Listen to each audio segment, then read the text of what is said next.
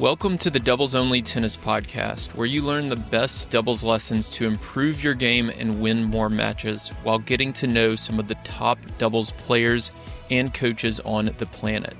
I'm your host, Will Bochek. This podcast, my weekly strategy newsletter, and my website all focus on the goal of better understanding the sport of doubles and helping players like you improve faster through actionable advice that you can use in your very next match. My goal is to provide the best doubles resources in the world.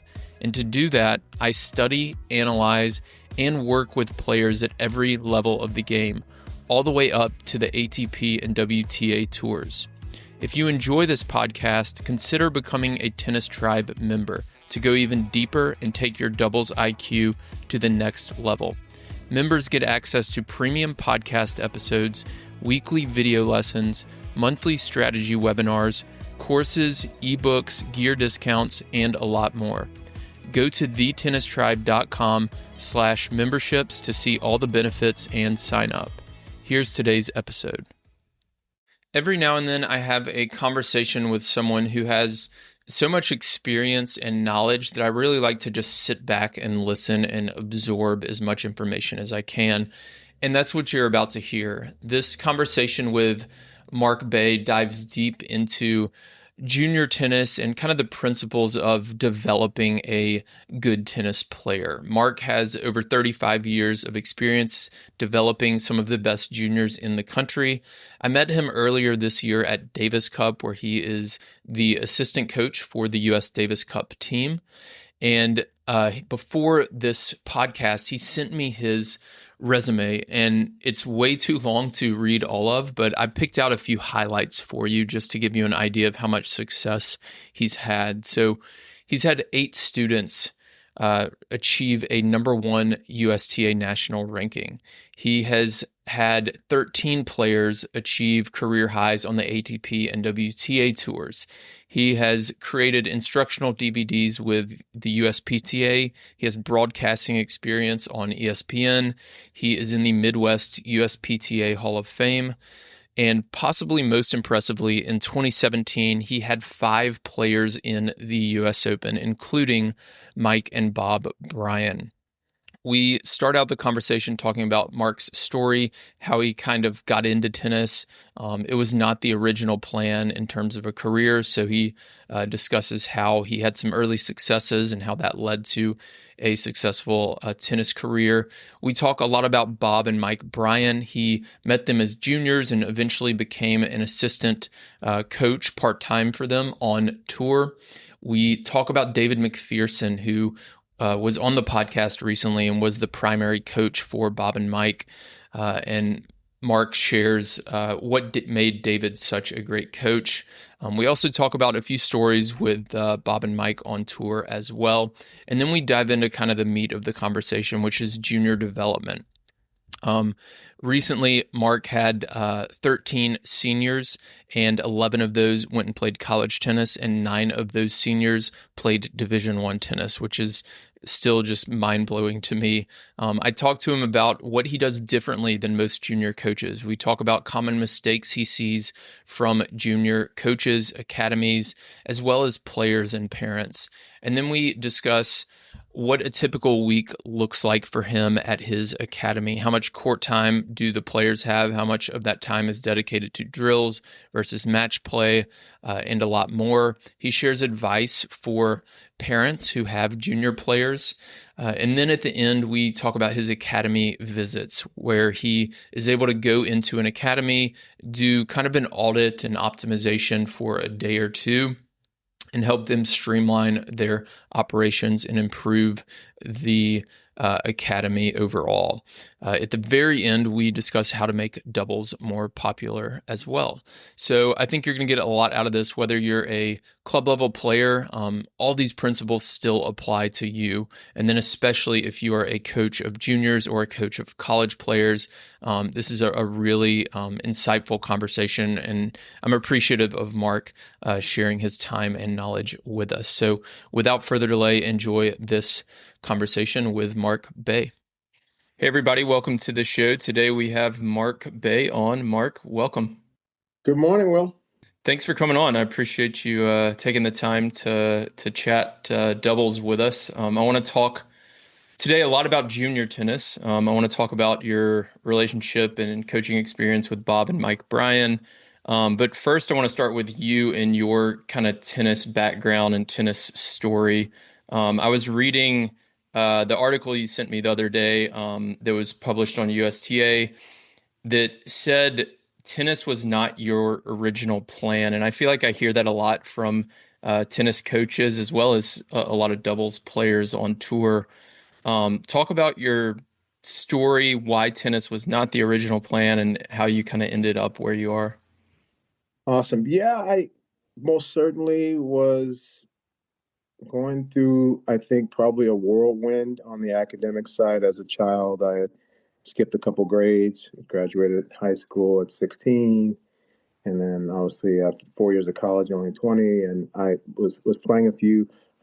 Obviously, most people try to play a little bit of the futures and qualies and some money tournaments and things like that to kind of test the waters, get my butt kicked there, and I as a young child thought I would want to be a doctor, believe it or not. And then when I started going through the grind of school back in those days, on the medical side, you had to have just a massive amount of math and science forced down your throat. And now it's a lot different. You could be a history major and take an MCAT, and you could, go to med school if you wanted, or so chose, right? So I did not enjoy the math as much. The science was very easy to me. The math I didn't enjoy. And so once I was in undergrad, full scholarship at DePaul, I was like, well, I want to learn some things here.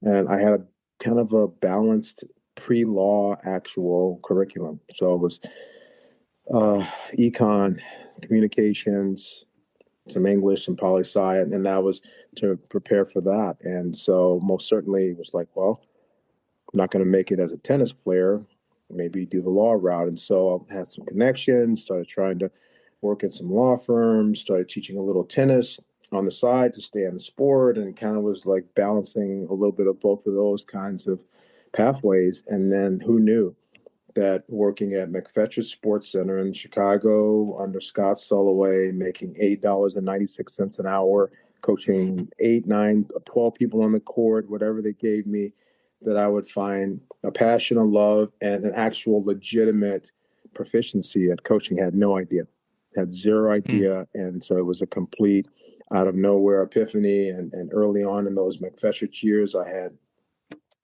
blast from the past. There's one kid, Connor Murnian from the city, who became a very good player. Went to Illinois, was on a championship team of Illinois in 2003. Registry Curavilla won the Midwest Championship and defeated Matt Verben and Laura Granville, who's a household name in Chicago and in tennis. And so a star was born, and I never looked back. So that's how the tennis started. Wow. So did you feel like there was a moment, I guess, in your time there where you realized like, okay, this is it, this is my future, or was it kind of gradual where like you eventually just kind of settled into it and you continued to have your passion for it? I think I How did think that having that process kind of go?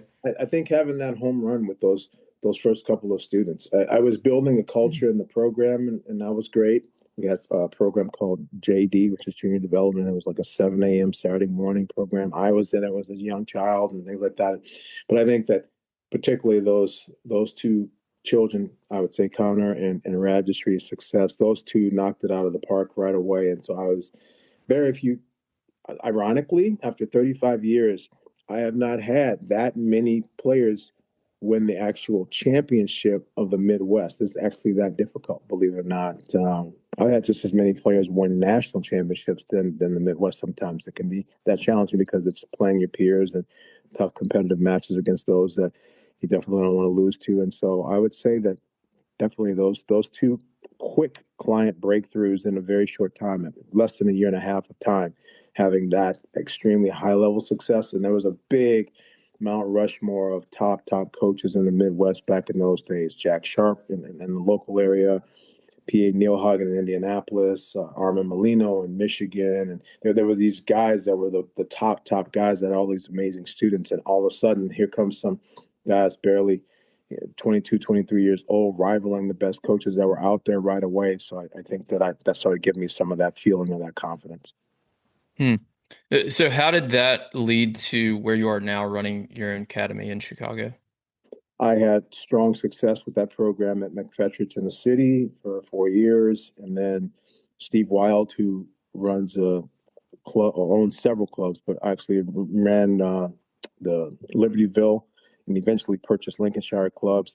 They reached out to me. I was communicating a lot with the clubs in the suburbs of Chicago because I had to give my best students competition. I would challenge some of the other suburban clubs, for example, on a weekend, play like a Saturday night little scrimmage and things like that. And so that quickly, because of those, and then maybe the results of my students, my name was getting out there. And then they said, hey, we really want to have you come and consider starting to build a program in an academy there. It was 45 minutes from where I lived in the city. It was a big commute and adjustment, but they sweetened the pot a little bit, obviously put enough on the table for me financially to make that jump. And so I took that leap of faith and started working for Steve and his organization at Libertyville.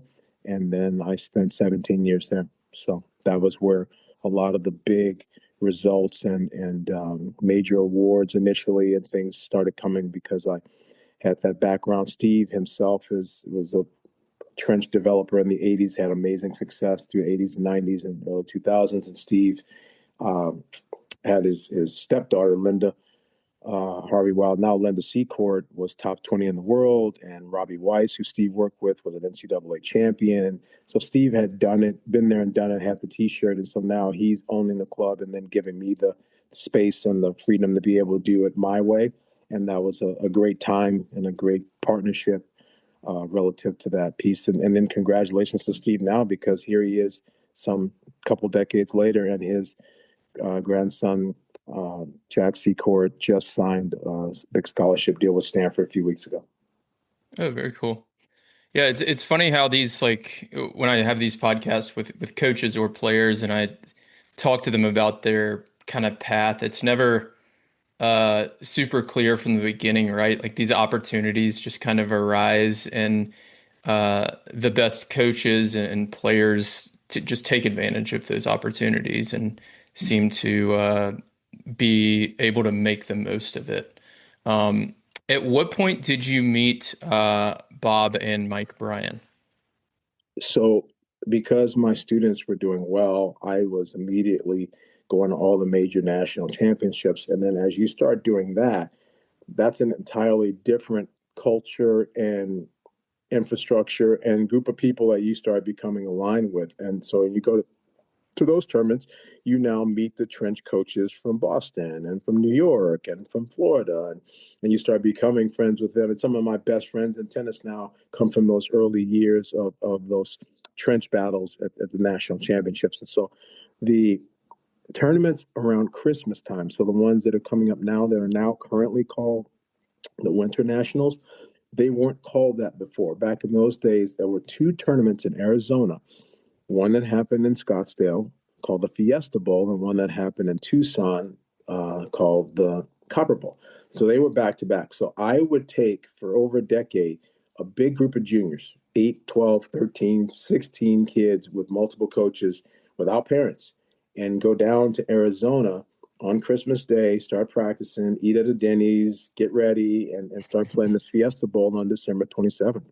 And that's where I obviously first met and saw the Bryan brothers, and they were obviously incredibly nostalgic and different and unique, and obviously two brothers, identical, unbelievable players, games. And what happened was they also play music, and so the dad offered their band to the tournament to play as like a opening player party type of festive environment. So the dad was playing, and then he brought me and some of my players up on the stage to add some pizzazz and dancing and singing and being silly and frolicking around. And so that's one of the original moments that we actually met there. And so over time, my best students would play Mike and Bob in the tournaments. And unfortunately, we would lose to Mike and Bob, but give them good matches and singles, doubles, whatever. And there was some respect earned.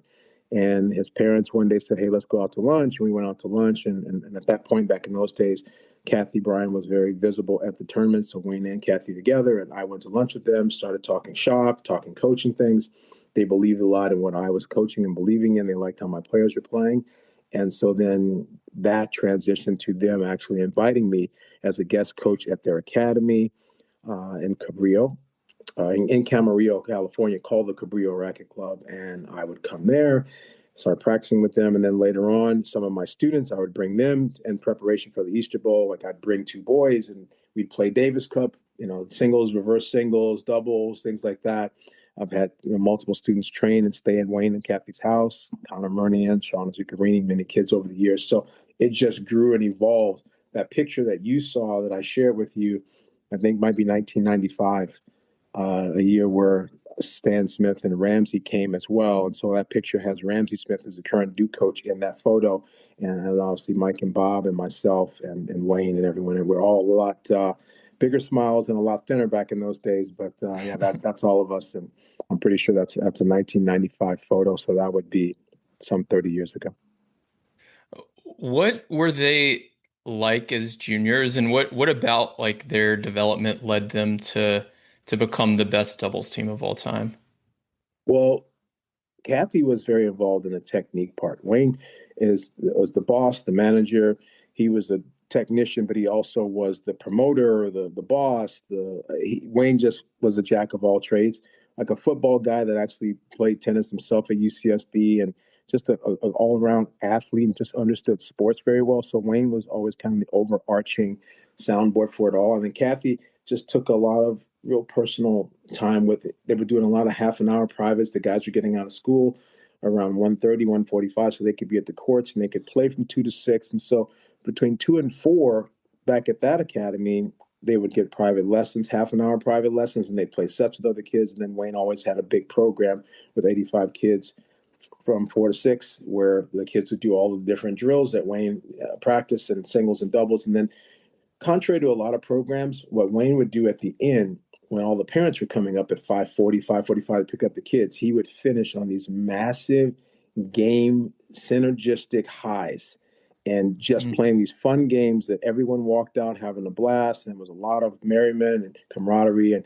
then the kids would walk out of that, get into the car completely jacked. And what parent wouldn't want their kid to keep coming to that place and keep patronizing there and having the fun and all that. So the fun is a big part of what Wayne did. But again, the technical part was right there. So Mike and Bob were extremely late bloomers in terms of physical growth and development. So they were, I can't remember now if it's 5'6", 105 or what their driver's license weights for. I have to check with them and ask that. But you have to ask them what it was. At 16, it was slight and thin, but they had all the skills. That's the truth. The truth is that if you want to have a great player by the age of 14, they need to be able to do it all. They need to be able to slice a ball, kick a serve, take balls out of the air, attack, play defense. Like you just need to give them a well-rounded set. So they had to play more counterattacking backboard defense with an occasional net appearance is what they probably played like because they were so much smaller than everyone physically, but they just never missed the ball. Just never missed the ball. And they had the one-hand backhands, and they would hit them, but they would probably be 50-50 in terms of hitting and chipping and just tactically playing what they needed to do to beat the players at that age. But they just never missed, and but also had all of the skills. So I think that's really the most important thing. And then obviously they got bigger and taller and stronger, and everything just kind of come into place. But if you look at them, you go back and look at tapes of even their pictures at freshman year of Stanford, they couldn't even fill out a shirt there.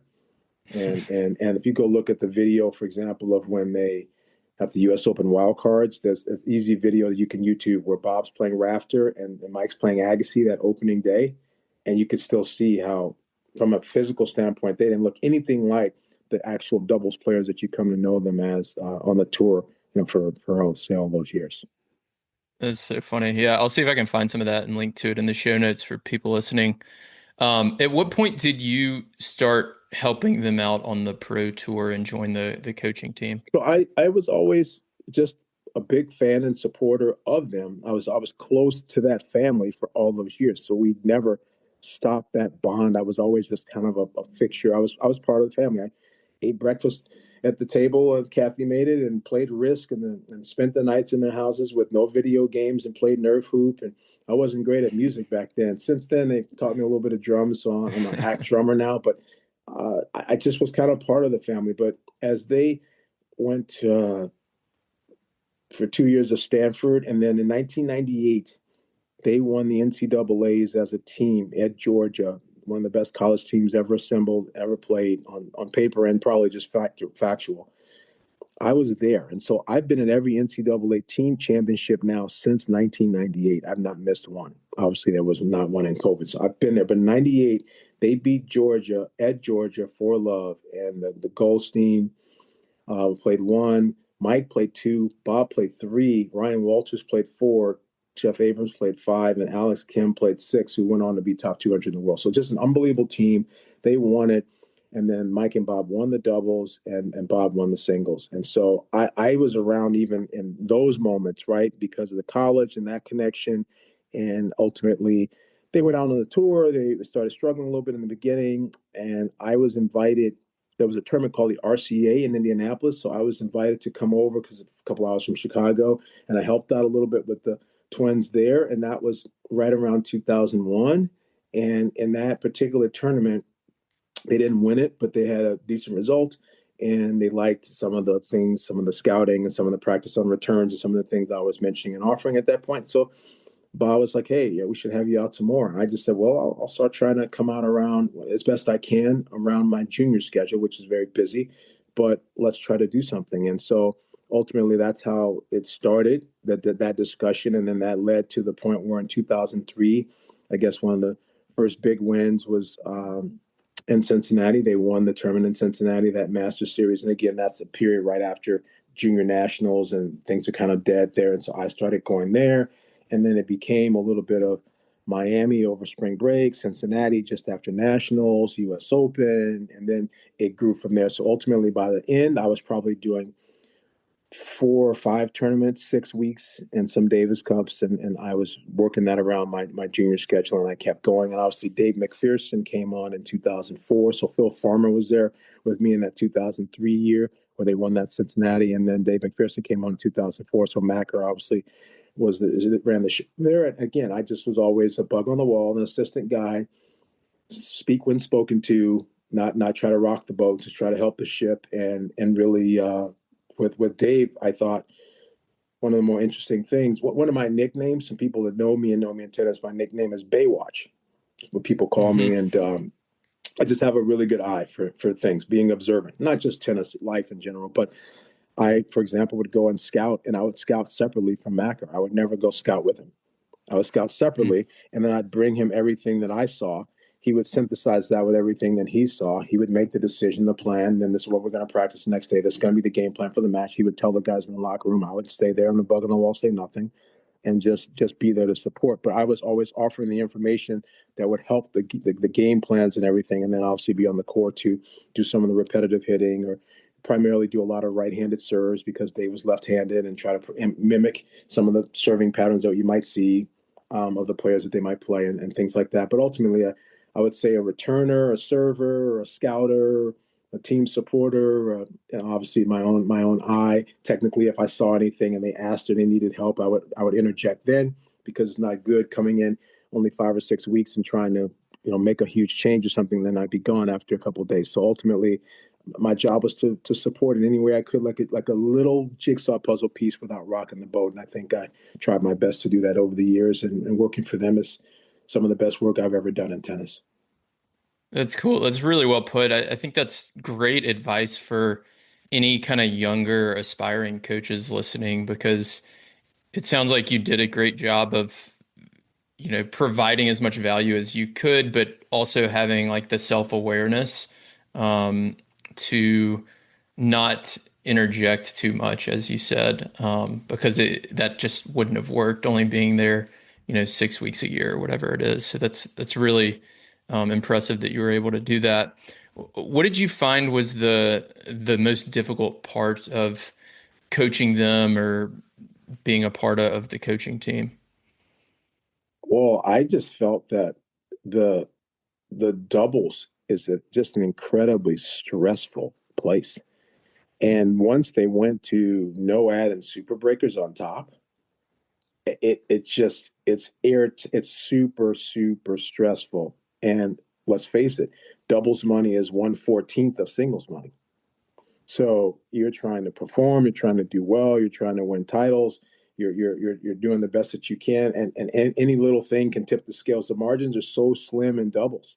Even as good as Mike and Bob are and were, let's face it, they lost just as many Grand Slam finals as they won. There was a ton of people that were very difficult rivals and challenges for them along the way, and they just stayed with it.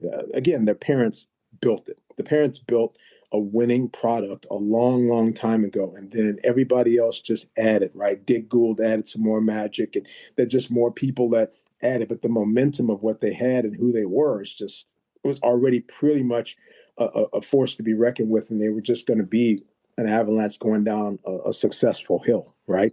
But I think that from where I sat, it was trying to take a look at some of the nuance of their game and say, okay, how can we make Mike serve 10% better, or how can we get Bob's backhand return to be a little bit more lethal, a little bit more punch on it, or what type of strategy can we better do against and coverage against this team or that team, right? How to solve the Nestor and Zimonjic challenge or whatever it was. There was always something, and there was always a challenge, and it was an ongoing set of successes and triumphs and disasters all the way through, and just trying to be great when things were bad, right? Keeping things normal there because the tension, the competitiveness. These guys are twins and brothers and competitive. That there's going to be some tough moments, and so I would say that just keeping the ship righted is what it was about. It wasn't like there was an issue or a problem because the professionalism that these two guys exhibited. Like you can go out and watch the U.S. Open practice courts for 20 years. You're going to say, okay, Nadal was unbelievable on the practice court. You're going to say Monica Seles was unbelievable on the practice. You're going to say a handful of people were just like, oh my gosh, these people are some of the most focused and driven that you've ever seen on the practice court. And Mike and Bob are right there at the top of that. They never miss balls into the net. They tear through 6 balls in about 14 minutes. We'd have to change them because they hadn't missed.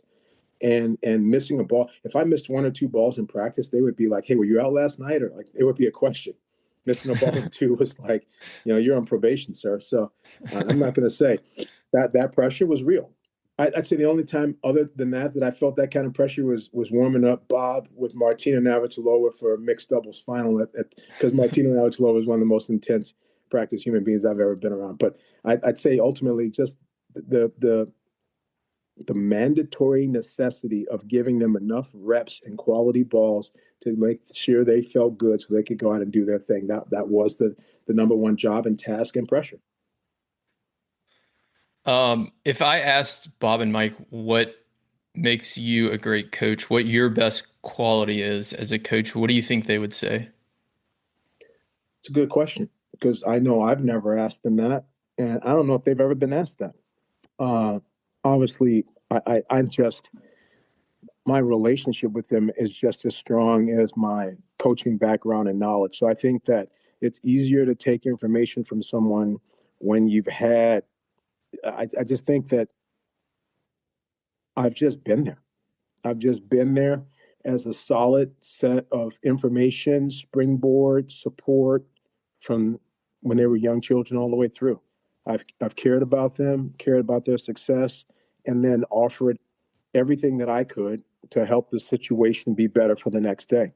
So, yeah, I think you should ask them the question. It'd be interesting to see how they would answer it. But I just think that, yeah, my academy at Libertyville those years was called Care Academy, and it was more of the concept, not an acronym. And I would say that just the attention to detail and the care that I have and exhibit on a day-to-day basis is partly why I've gotten good. And I'm also, I think, one of the best mentored coaches in America. I think I've done a really good job, and not just their dad Wayne, but many others. You could go to the Mount Olympus of all the best coaches that have ever been there. If you said Bollettieri, you say Macy, or you say Saviano, or Wayne Brown, whoever you say, Dennis Vanderman, you name the Mount Olympus of coaches, that I've got a mark-based story where I learned this from them or spent this time or they took that time to help me. And so I think I've just kind of been a synthesis of all that. But I think I've also been very judicious about saying what I need to say when I need to say it. Being a man of few words, but still having a wealth of knowledge is maybe a good way to put it. That's really well put. Yeah, that's actually one of the reasons I do this podcast is to have coaches like you on who are so good at what you do and have so much experience. And I even if nobody listened to this, I would definitely still want to have all these conversations because I love learning from people like you. And it sounds like you did a lot of the same thing. The learning part is the hard part because you start getting some success in coaching and you start believing that you're all that in a bag of chips. That And you have all sometimes, the answers. yeah, sometimes Yeah. you really are on the top of it. I've had some amazing years in coaching and some great successes, some things to really be proud of. But I tell you, I was just speaking in Arizona to 100 plus coaches at the collegiate convention in ITA. And I'm telling you right now, I have 6.5 pages of notes that I took from the seminars from the people that I learned from. So my job was to go and make a contribution. And I think I came back even more knowledgeable than what I shared. Yeah. Yeah. Always keep learning. There's always more to learn regardless of what level you're at. Um, a couple more on the Bryan brothers. What made David McPherson such a great coach? I had him on the podcast recently, and he shared a ton of knowledge. But in your time working with him, what do you feel like made him such an effective coach? Macker is tireless, tireless. The guy was 100% from the moment he woke up to the moment he went down to bed. He just was always doing the little things without being told. Like his work ethic and his willing. It's just good old school Aussie values. He let's have a good practice. Let's get something out of this. Let's work hard. Let's be focused. Let's figure it out. Let's give everything we have. And again, he was successful on the tour and actually had a win against the Twins, believe it or not, once when the Twins were very young. Like I think I'm going to say their first year on the tour, maybe '99. Don't quote me on which match or which tournament, but I think Macker had a win over them, and the Twins obviously remembered that. But Yeah. Macker was obviously short in stature and got a lot out of him, got a lot out of himself, and got a lot out of his game. And so being able to just 60 seconds worth of distance run every day, to quote a little bit of Kipling there. I think that he was always about that. And let's scout and let's get some balls and let's get a practice match against these guys because they play a little bit like who you're going to play down the road. Let's keep it light. Let's keep it fun. And I just think that there was an amazing amount of consistency over the years. And he was obviously there all the time. So for him to do 17, 18 years of that, where me, I'm coming in for 5 or 6 weeks, I'm the pinch hit guy, then out and here and out. He was really on the lowest of lows and in the highest of highs and had to be right there to pick those pieces up when those guys were going through challenges off the court, right? Mike had some life challenges off the court and with health and different things, personal life. And then Bobby had to have a surgery. There's a lot in all those years, and then challenges with each other. And so he was just always just equilibrium with that good old fashioned Aussie hard work and just every day making sure if Humpty Dumpty had fallen, then he'd put the pieces back together to put them back up. Yeah. Let's move on to juniors here in a second, but last question on Bob and Mike. Do you have any kind of favorite stories or behind the scenes stories that you can share from your time working with Yeah, them? yeah. See, your operative phrase is that I can share Yeah. because there's stories and some of those just are not PG-13 for Yeah, safe for for the public for consumption. for the young viewers.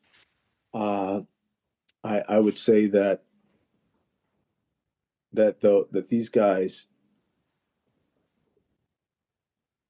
I would say they're incredibly competitive with one another, playing baseline games against each other. Mm. And you would think, gosh, why are they playing baseline games? Well, to some extent, they would do that in the off season, like for a little bit of fitness and just for camaraderie and fun, because they played with each other all the time as kids. And so, me having to be a line judge for some of those baseline games, I'm going to tell you that was those were epic. Those were challenging and difficult, and oh my gosh, just too much.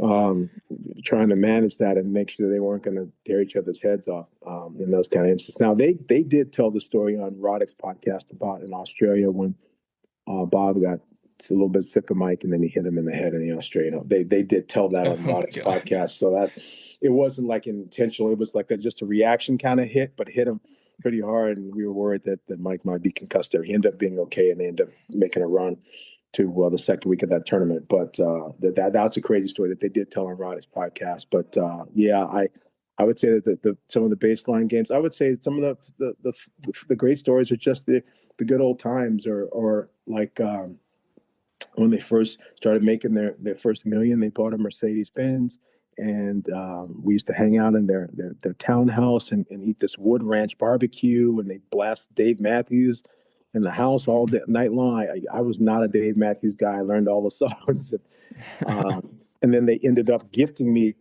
that car when it was time for Oh that car wow. to just be completely like just run down. Like they said, hey, Bay, you want this car? And I paid a few bucks to them and got it transported and sent all the way over across the country. And I kept it. And the license plate was Bros MB. So BROS space MB.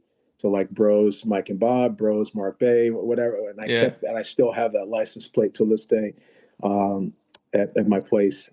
So that was neat. That car is now unfortunately deceased now, but it stayed between them and me for quite some time. That was a very unique and special story, and obviously speaks to the bond over the years. Yeah, what a story. All right, so I want to move on to junior coaching, which you've had tons of success with. You sent me some content and kind of your resume, I guess, before we started recording, and I was reading through it, and there was just too many accomplishments to go through. But one that stood out to me, that I think I read in the USTA article was in 2024, you had 13 seniors in your program. 11 of them were going to play college tennis, and nine of them, so 9 out of 13, going to play Division I tennis, which is kind of mind-blowing to me. So, how have you had so much success with your academy? What do you feel like you do differently, maybe, than other academies or other junior coaches? A lot, actually. So that's a whole podcast in and of itself. But I'll be brief. I do have a philosophy. John Wooden has his pyramid. I have my own that has fun at the base with desire and dreams and tactical understanding, technical foundation, self-evaluation, obviously a lot of match count and competing, and then obviously physical development, accountability, independence, moving up to dealing with adversity, and then to the top, pressure performance. So I have this pyramid that I train everybody on from ground up. And I really believe in that. I have a lot of concepts that I train them on in terms of I won a contest once on at a coaching convention for this one article called Six Stages of a Match, where I take a tennis match and I break it into six components. And if you do a good job on all these match components, then you end up winning the match.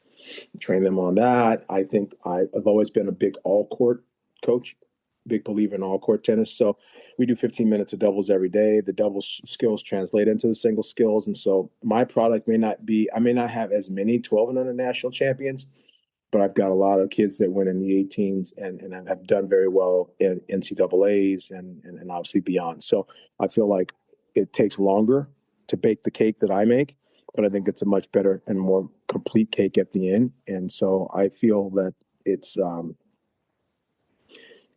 a combination of all those things that I learned, but it's also just my background. Obviously, my dad, and parents have helped me a great deal. Mom and stepdad, that just in terms of being able to put the right sort of, my mom said, never do a half job, always apply yourself. Like all these things that are just like who I am as a person. And then that bled into my coaching, right? And then also, if you take a look at who's mentored me, and then the product of the experiences, and then obviously that period where I was under Steve at Libertyville and growing and turning into a monster there. And now for 14 years, I'm currently at the Glenview Tennis Club here for 14 years. And now this is a different vibe. It's a municipal park district facility, but still I've been able to build champions here. So when you get the blueprint and you get it right, I think you can always do it. But it Hmm. really starts with the relationship and the connection with the kids and the hard work and getting out there and going to the tournaments and watching the matches. So you deal with the triumph and the disaster, and then you come back home and make them better and build them back up. And so my all court model, the products, the management, I think all of it collectively is probably why I've had these successes and been able to keep it going. Can you share maybe one or two of those six elements that you need to win a tennis match, and then how Oh, you the train? 6 days of a match, yeah. So Yeah. the first stage is like warm up in the first three games, and so there's an actual common thing that happens there, and then a suggestion. And the second stage is like up a break or down a break. Those middle stages, that seventh game, and middle stage of the first set rather. And the third stage is the first person to get to five, and then the completion of a set. Because in tennis, a set is actually tangible towards a win. So it doesn't matter in football if the Packers are up 14-3 on the Bears, right? It's who wins at the end. But in tennis, if you win a set, it actually matters. It's tangible. It's in your pocket. So often when somebody gets to five and it's just time to win a set, then the other players may do game style changes. They may be cheating. There may be all these different types of things. So you have to be able to get through that stage three to get the set. Stage four is in and of itself one game, just the first game of the second set. You have to be able to you win that set, you get on top again. You lose that set, you hold serve or whatever, you get a lead, and you start some positive momentum in the other direction. The driver's seat is up a set and change, like up a set and a break or up a break in the last set. Some separation score where you can see the finish line, but you're still not there yet, and you still have to keep going. It's like Usain Bolt running in a 100-yard dash. He's the only human that could be ahead at 70 yards and look back a little bit and still win. Most people, once you start looking in your rear view, you end up getting tripped up, right? And you end up losing. And then the last stage is closing it out. What you do at the end, match games, last set tiebreakers, et cetera, et cetera. And man, so it just kind of gives you a little bit of a blueprint of how to work through all of those different pieces. Hmm. So do you train each of these stages for all of your juniors? And if so, can you share an example of how you train like one or two of them, maybe? Absolutely. You train it. So with younger kids, I'll have some of these programs on the weekend where the courts are more quiet, like late Saturday afternoon, bring in 16 kids, 20 kids when you have 8 tennis courts, and now you can put them out there and they can be playing parts of these stages. You could Mhm. have a little grab bag, and then two kids come up, and then they pull a piece of paper out of the grab bag. And now, okay, the person that pulled it out, you spin a racket, okay, I'm up 5-3 in the first set. Start from there. Or Mhm. these guys are starting from 3-all in the first set, and then they're going to finish the set, and then finish stage four, and then come back. Or somebody can say, okay, we're starting at 4-all in the third, crunch time finish. So ultimately, you can work on stages independently of itself, but it's nice to be able to just give them the system and work on it, and have them work through playing from start to finish as much as you can. So in the summertime or in the weekends when you have more court time and more space, that's when you want to work on it. So you let them let it matriculate and evolve, because there's nothing like the emotions that you have to go through to build a momentum and a crescendo to an ending. And because when you don't have that, I just had one of my top players lose a final on Sunday. She was up a set in 5-4. She was up a set in 6-5. And then she ended up losing it in the third set tiebreaker, and she kind of fell apart a little bit. She was feeling the nerves, and she let her emotions get the best of her, and she didn't manage herself very well at the end. And so that was a big part of yesterday's private lesson, talking about how she's going to work through that. Mhm. And then the other thing you mentioned was the pyramid, and it sounds like there's maybe at the base of the pyramid some kind of core values. Maybe you have a better word for it. How do you train some of those values, some of those kind of soft skills that aren't really about a serve or a forehand or a volley, but it's more about work ethic and ownership and accountability? Yeah, I think that accountability, that rung, it's independence, accountability, responsibility. That's that rung. Okay. And you, with children, you have to give them bite-sized pieces of responsibility, and then you have to see if they can execute it. So you might give a kid a basket of balls and say, you're going to go down there and you're going to serve until you execute 20 serves in the box. But every time you miss one into the net, you're going to take -1. And now, okay, go. Now they have to go down there and problem solve that. Or, hey, we just had a great lesson on your backhand. Now you have to go out and you have the ball machine on that backhand, and then you have to go get another friend of yours, and you need to play that friend baseline game and a set and work on that backhand, and then come back and report to me. Like you have to be able to give them things to do and see if they actually follow through. All my students at the end of a tournament have to check in, call in, leave a message like a press conference, like media training, and say, hey, I played Will Buchek. I beat him 2-3. The first set, I was a little nervous. I got through it.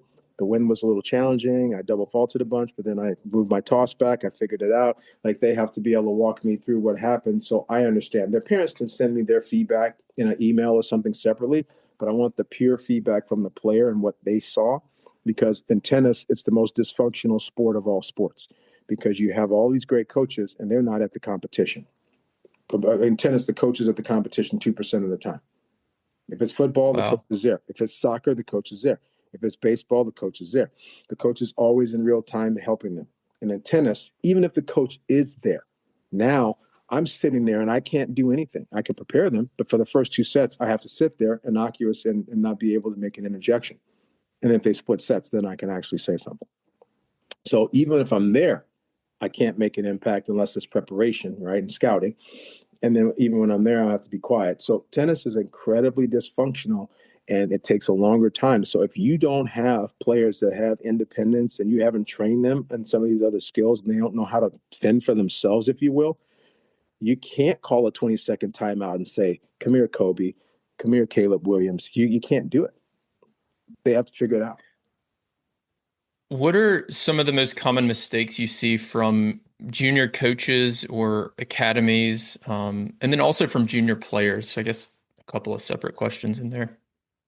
I think with coaches, it's just too much about what am I getting for the hour.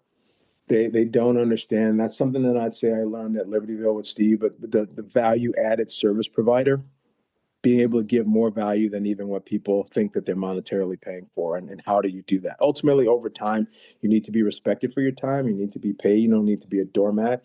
But right now, it's a little too much of people. They didn't pay me for it, then I'm not going to give that. And that's where the problem comes. You don't make anything great if you don't put the extra time in.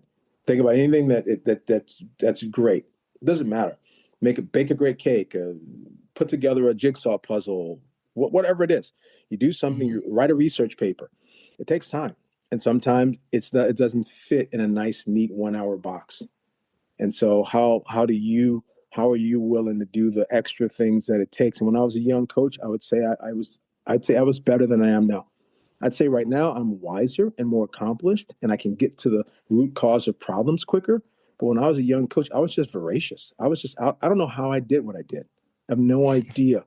Like in 2006, and some of those, look back on some of those years and some of the results and the amount of players, and it's absolutely mind boggling what I did back then. I was joking last week with a family. There's a girl that's going to come, uh, four girls that are all in their 30s that have children are coming to take a group private for me to remember the fun that they had in a little clinic that they used to have with me back when they were young. And they said, we want to relive that feeling. So this Monday night, I'm going to have four of my former students come back together as women in their 30s and actually take a class. And I'm going to run the same things that I ran for them back in those days. But I took seven girls in a Suburban to Cleveland, Ohio by myself, no parents, and ran a tournament for a weekend. There were 12 and 13-year-old girls. Figure that one out. How did I pull that? Yeah. Yeah, that How did, how sounds did, how did I sounds come back difficult. in one piece? Exactly, right? With training, proper man. I'm just saying, like, the things that I used to do, I was Superman. And now Hmm. I'm a wise old man. But Yeah. I'm okay. I think that I'm still capable and still doing a lot of good contributions in tennis. And until I hang up the junior full time job, I'm going to keep trying to make as many great players and as many champions as I can. But here's a really funny piece of irony. One phrase that I'm known for in junior tennis and been known for 27 years is proud and not satisfied. That's a phrase that's on the back of all my slogan, all my player shirts, everything. People have known me forever. I'm at the Hall of Fame with Mike and Bob, and they, in their speech, mention about Dick Gould telling them to never be satisfied. and that Dick Gould always told them the same thing that I have always been telling my players all these years. And so we Yeah. walked outside, and I have a brick on the ground at the Hall of Fame that is Mark Bay, proud and not satisfied, that one of my close friends that have known me for over 35 years put that there and honorarium of me and my career and everything that I'm doing. And so how crazy was that really Dick Gould and myself were saying the same things to them all these years when we didn't even know it. Didn't Yeah. even know it. And Independently. I was joking with Dick Gould about that at dinner that night. And obviously it's a kind of a neat triage of collective slogan history on that one, but that's something Mhm. that I really do believe in. Yeah, that's wild. What about from players? When you're going and taking your players to junior tournaments, what are some common mistakes you see from other junior players? I would say that the preparation piece isn't very good on the beginning. So if you go to a place and you've never been there before and the courts are a lot different than your own place, if you can get 3 hours of hitting on the court, then that is better. Some people go in there, the parents drive them in the night before, they don't even warm up, and then they're trying to adjust to a court speed that's different. Think about it. When pros go someplace, right? They're training for 5, 6 days just to be ready for the speed of a court, right? And then juniors, the parents just throw them out of a car, barely any breakfast, and expect magic because they spend a bunch of money on their private lessons that week. And that's just not Mhm. how preparation works. So I would say if I was going to play in a tournament in Ohio and the courts are faster than my courts here at Glenview, I take a half day of school on a Friday and I get out there early and I get a court from 3 to 5 or 2 to 4 or something like that and spend plenty of time practicing hitting, playing some points, that whole bit. And then the next morning have a really good quality 40-minute warm up too with some points. So not just hitting, but actually try to deal with the dynamics of normal tennis in that environment and then go play someone. I think Mhm. that's something that people just don't even ever get or figure out. And obviously if it's outdoors, right? I'm taking a bunch of girls uh, down to the Winter Nationals in Orlando. Some are going to play on hard, some are going to play on clay, and now we're going to have to go down there and be prepared on December 28th to play with college coaches there and a lot of pressure for recruiting on the line. And so that preparation is important and how we warm up. And I think that a lot of coaches neglect wind. They don't coach the wind very well. So I'm constantly always changing ends all the time, every 7 to 9 minutes to get the feel on the breeze. I think that another thing that I do that's unique that no one does, I've never seen anybody do this, but every time I'm doing a singles drill, I always have the single sticks in the actual net. Most people Mm. just practice. They don't put the single sticks in. They don't make sure that the singles players are practicing with that down the line shot being a high net. The single sticks makes a down the line shot 78 feet over 3.5 foot net. And then your cross court shot is obviously 82.5 using the Pythagorean theorem over a 3 foot net. So Mhm. just something like that, letting kids practice down the lines when they don't have the single sticks in is giving them a premature feeling that they can go down the line and be successful when there's another 6 inches that's going to be there in the tournament. Mhm. Um, so yeah, it's on and on and on and on, but there's a lot of little things, and I do sweat the small stuff, and I think that all of that is baked into the casserole of why I've been able to have students do well. What does a typical week look like at your academy? How much time are the kids spending on the court? How much of that time is dedicated to drills versus match play versus whatever else you have them do? How does that kind of break down? Yeah, it's very unique actually, and we don't play nearly as much as a Florida Academy or California Academy would play. So we have to be very good with how we do what we do. I would say that uh, Monday and Tuesday is well, I can't break it into any generality. Uh, Hmm. Monday is a little bit more about volume, repetitive volume and movement and technique and volume types of things in practice. Tuesday is a little bit more like you're practicing in a small group with actual specific skills. So Monday, the actual practices are genders mixed. Tuesday, you're separate and you're playing like in a college team environment. And then Wednesday, uh, the very best players in the club play at an earlier time where they have more space to be able to get some more sets in. And then there's the up and coming younger kids are playing together. And then there's some high school players playing later. So Wednesday almost has like the very best and then the up and coming younger and then some high school players that don't make the cut on the earlier. So Wednesday is stacked a little bit.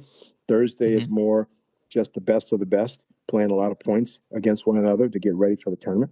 Friday, I don't have any practice. The kids are traveling and going and playing or taking the day off. Or I don't believe in practice on Friday. And then the Saturday, we offer practices once a month. It's kind of an all-star practice where we get kids from around Chicago to come and join with our own students to actually train, and that's more gender specific. And then Sunday, we have match plays later on Sunday evenings on certain weeks. On big tournament weeks, we don't have it, and obviously everybody will take one or two privates. And so I believe that it's like a little bit of a developmental wheel. You need the quality tournaments. You need private lessons that really are working on the right things to develop you in totality, but also deal with what didn't go well over the event the last weekend. I believe that you got to have group lessons where you can be at different levels. This is one of those fallacies that a lot of parents selfishly just want their kid to be the bottom of a class. They don't want their kid to ever be one of the best in the class. But sometimes being the best in the class gets you some more extra preferential treatment, gets you some one-on-one attention in a group lesson situation because you need to be isolated. So integration and segregation is very important there. And then sometimes when you're working on new skills, you need to be able to have time to organize yourself and beat on somebody to build the confidence and the repetitive trust in things. So it's definitely a misnomer that you have to always be the bottom of a class. What's nice is to have a mixture of where you're the top dog, you're in the middle, and then you're fighting to tread water. It's not always easy at different clubs and academies to achieve that, but I think people get that wrong all the time. Very selfish market, tennis is. And then I believe in non-paying practice. That's the fourth part. So being able to go practice on your own, set up. So if I don't have practice on a Saturday and you want to have some practice and you're not at a tournament, well, then you get a buddy and go out and practice. Or so there's that ability to do that. So I think a lot of major college tennis is a 20-hour a week responsibility. I'd say that junior academies typically are 15 hours in a week.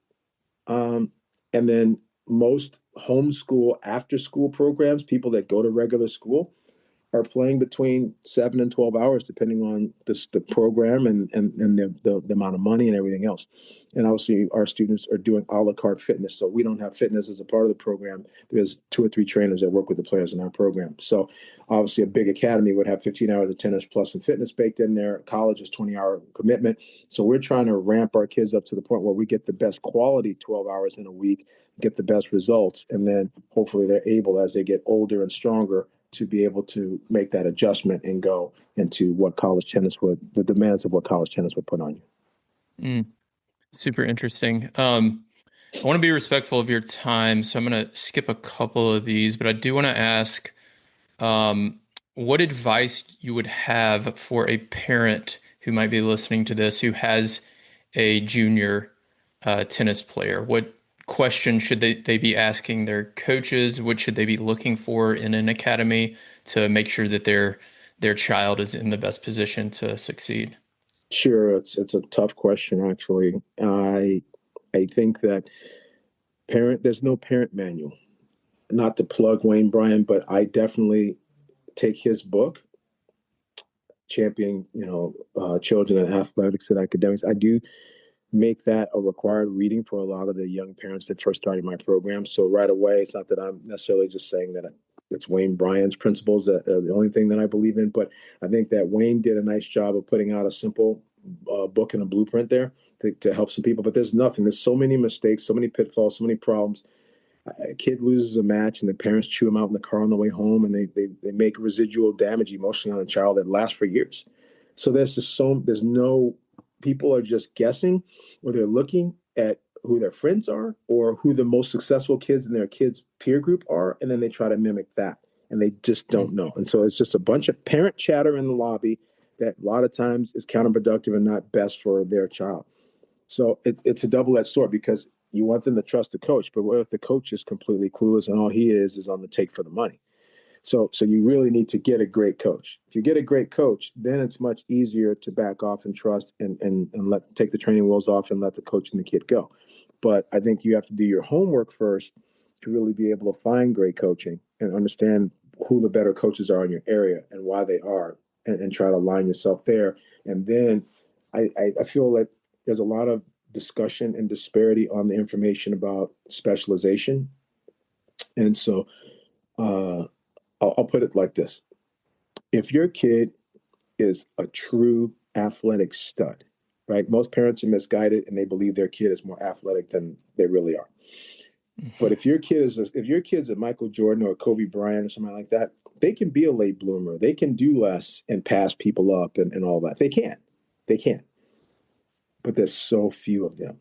There's so few really, really star athletes. And then how many of those star athletes are choosing tennis and not choosing baseball or football or basketball or something else? That's much cheaper with a whole bunch more glory now in NIL and all the stuff that they see going on, right? I'm Peyton Manning's, I'm Archie Manning in Texas, and I got 6.8 million in NIL. I mean, it's a different world. Like, am I dreaming, right, to do that? Obviously, Coco and Alcaraz make a whole bunch of money in endorsements off the court, but they have done an unbelievable job for where they are to get to that spot, right? So that's much more difficult. I would say that the specialization is the challenge, because you need the other sports can make your child a better athlete, and if your child's a better athlete, they can be trained to be a better tennis player.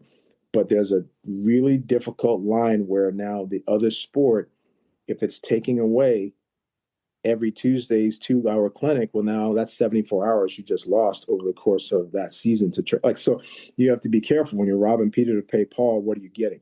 And so when you're doing the multiple sports, you got to understand that if they haven't specialized in tennis by 13, then you're going to be extremely far behind. I think that you have to make sure that they're doing the right tournaments and get themselves put, because the tournament culture is where you learn. It's where you learn how to compete, learn how to fight, learn about yourself, and ultimately matriculate to the point where you have the right rankings and ratings to get looked at for college and pros and everything else, right? So you have to get them in the right tournament matrix early on. And it doesn't take a ton. I would say if you play twice a month in the summer and once a month during the school year, that's 15 tournaments, and that's like your starter kit in terms of events. But some people aren't able to even do that. And so I think that there's a real strong challenge, and every situation is more individual, but being able to use the other sports. I was a late bloomer in tennis. I didn't pick up a racket till 1979, with a wood racket and an ant that played. But I definitely had a very strong baseball background and then very good basketball background with great basketball coaches. And so that baseball and basketball background, I leapfrogged, and I had full scholarship offers, and I passed up a bunch of people in 3.5 years.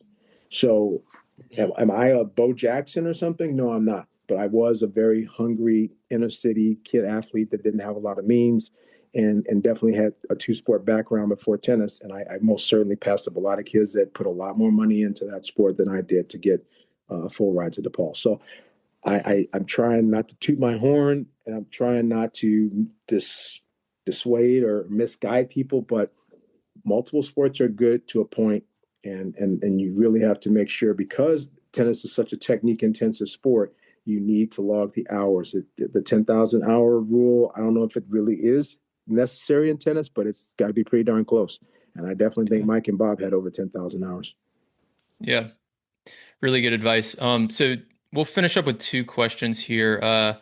One thing I saw with all the information you sent over to me was the academy visits that you do. So talk about the process for when you go into an academy.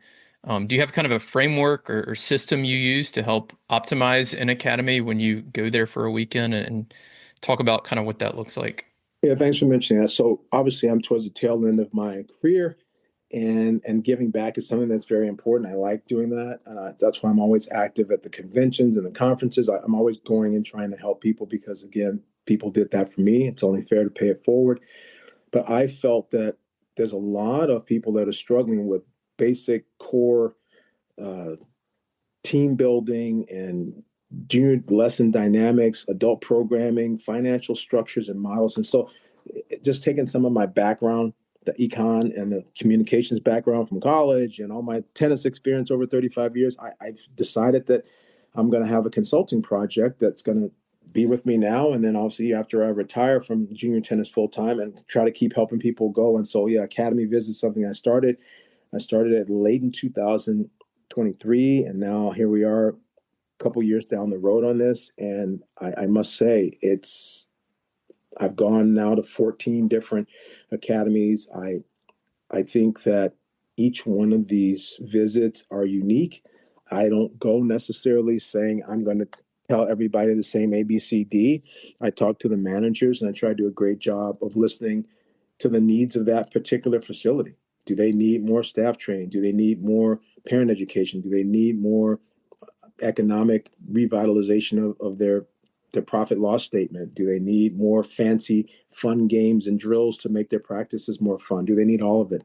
So we script it, and typically the places have me for a day. Some places have me for 2 days, and some people I only go one time, and then I'll never go back again. And they're good. Some people want me once a year, and some people want me on odd and even years. So I've built up an amazing already a rapport with a lot of clubs, coaches, and players, and helping them. And it's not that my way is the only way or the highway or anything, but I definitely, after 35 years of fixing cars, I'm definitely a pretty good mechanic now, and I've got some tools and things that people can consider and use, and that's helpful. And I don't feel like there's I've yet to see a coach that I would consider on sort of the upper tier of coaching. Again, I've had some results and some successes, so I would consider myself in that room somewhere. I don't often see too many of those people really doing that much sharing, and definitely not doing. Maybe they go to a convention once a year or something, but this whole like getting underneath the hood and going to someone's place and watching them work and taking notes and helping them and helping their customers, clients, and pros and people feel good about that right there with the clubs have had such an amazing response to having me there. The people have been welcomed. I obviously go in there. I don't try to step on anybody's toes and try to work with the coaches, not try to step on top of anyone's toes. And I've had nothing but positive. I've not had a bad visit yet. And I look forward to having more and continuing that particular product. But it took me a while to figure that out. But I think it's one of the best ways to make a contribution in tennis and also touch a lot of people in a lot of different places. That's cool. That sounds super valuable for academies. Just to be able to have somebody with so much experience to come in, and I'd imagine a lot of the decisions for them are they're kind of grappling with should I go this way or this way, and for you it's a little bit more obvious since you've probably made that decision, a couple dozen times at this point in your career. So Well, it makes also what happens is I'd say, well, is that I just have such a width and breadth of what everybody does. I know how Mhm. Boston runs business. I know how San Diego runs business. I know how Mm. Austin, Texas runs business. I know how the National Tennis Center in New York. I know how everybody is doing pricing and programming and staffing and like I understand all of it in such an umbrella way that now I can sprinkle whatever little piece of pixie dust I need to in relation to having that. So that's the advantage of also Mm. being out there so much. You just have the clear understanding of what's in real time going on in so many different places. And that is now, it's not about Utah being like Boston, it's about Utah being the best Utah. Mm. Yeah, that makes a lot of sense. Last question for you. How can we make pro doubles more popular? Yeah, that's a great one. We we talk about this one all the time on the road, and I've heard a ton of great arguments. I think that to take a look at, for example, the hype around the U.S. Open mixed doubles project, I guess, or that pilot that they ran, Hmm. initially that got everybody excited, right? And then when you ended up looking at the manifestation of it, the real doubles players actually won. Um, is it good for all of the top pros to play a little bit? It most certainly is. How about Rafael Nadal playing with Mark Lopez and winning Indian Wells with one of his buddies? Just because it's kind of fun to play a little bit, and the tour wanted some of those guys to play, and then Rafa goes in a couple of years later, wins the U.S. Open, going 19 for 19 against Kevin Anderson at the net, including a serve and volley on match point. Go back and watch it. Right, Rafa playing doubles, and then look at how that translated into what he did. So there's something to be said for that. And so to have some star power in there isn't a bad thing. I don't want to take jobs away from doubles players.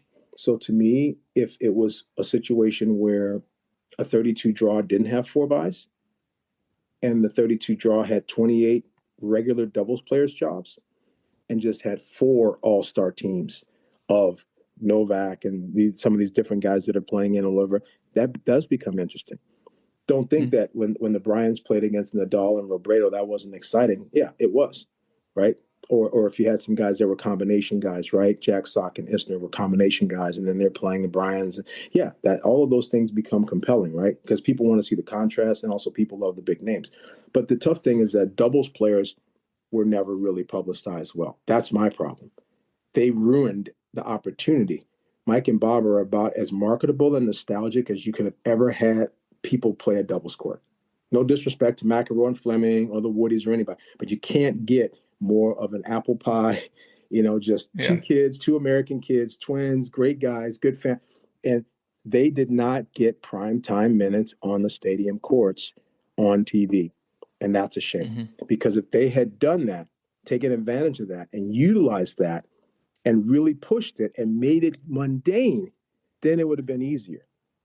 Now you don't have that, and those guys are gone. And now does somebody want Arani and I'm forgetting her partner, Piolini. Vavasori. No, Arani and Piolini. Paolini. Yeah. Those are great girls. They're fun. They're energetic. They have a good time. They're spunky, right? I like watching them, but would you put them on a TV match and then tell Rabakina that she's got to go to court 3? I don't know, right? I don't know. Like they might not because they have these slots for the actual TV courts and they're always giving them 2 singles. Could they give some TV slots a little bit to doubles? Not a lot, but just a little bit? Well, maybe they could. It could, but now with these major master series with men and women combined, it's like a men's match and a women's match, and a men's match and a women's match, and the women's match goes first, and the men's match. Then they flip. They have that going on. So there's all of these situational and obligational things now, and so you have the TV aspect of it, you have the draw impact aspect of it, and then you have the just on the ground, right? The doubles players need to go. They don't start till Wednesday or Thursday. Half the time, they need to go and have many more pro-ams and clinics and raise money and have fun ways where the fans and people get connected and get to know them, right? Back in the day, we had like Leander Paes and Nestor and Knowles, and we had some of these, Martina and Pam Shriver and like the Gigi Fernandez and Natasha Zverev. Like you had these incredible, like fun people with great personalities that you could have like magnified, and we just for sake of ratings and singles have just never really ventured in. And when you had those opportunities and had those people that were capable, they didn't take advantage of it. So now it's much more difficult. So that's Yeah. the challenge.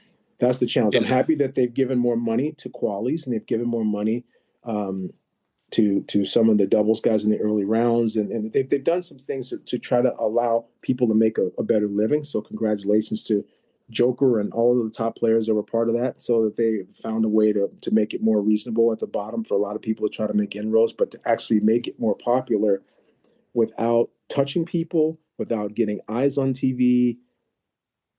I just think it's much more difficult, and we lost a little bit of an opportunity. I think, in my opinion, selfishly, with Mike and Bob, they were just as good as it gets, and we didn't leverage them enough to kind of build momentum after they retired. For sure. Yeah, those are great points and some really, really great ideas. Mark, this was awesome. Really good advice for players, for parents, for coaches throughout this podcast. Hopefully, we can do it again in the future. Maybe I'll see you down the road at another Davis Cup match sometime. And thanks again for coming on.